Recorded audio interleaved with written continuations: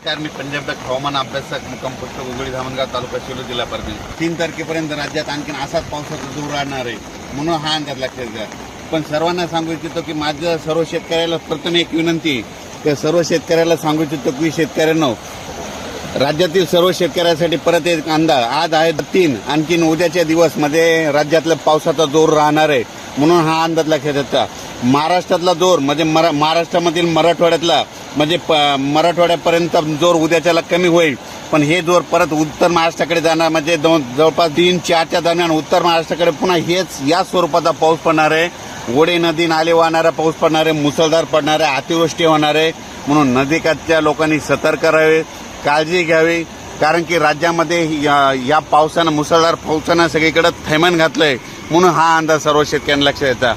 राज्यात एकंदरीत परिस्थिती पाहिजे तर पूर्व विदर्भ आज पूर्व विदर्भात तिकडल्या भागामध्ये वर्धा, नागपूर, भंडारा, गोंदिया तिकडल्या भागामध्ये तिकडल्या पावसाचा जोर उसळ आणि पश्चिम विदर्भ आणि मराठवाड्यातला जोर मात्र आज 2 तारखेपर्यंत असाच राहणार आहे म्हणून हा अंदाज लक्षात येतात. हा पाऊस लगेच आज काय होणार आहे की जालना, नगर तसेच असा करत करत नाशिककडे जाणार आहे. म्हणून नाशिककडच्या शेतकऱ्यांना एक विनंती, नदीकाठच्या लोकांनी सतर्क करावे.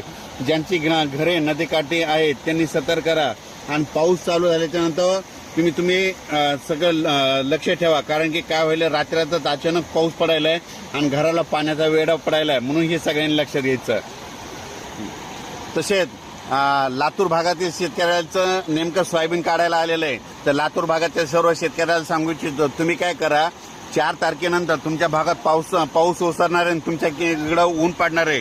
त्याच्यामुळे तुम्ही काय करा, 4 तारखेच्या नंतर तुम्ही आलेले सोयाबीन काढून लगेच वाळल्याच्या नंतर ते लगेच झाकून ठेवावे. अचानक वातावरणात बदल झाला तर लगेच एक मेसेज दिला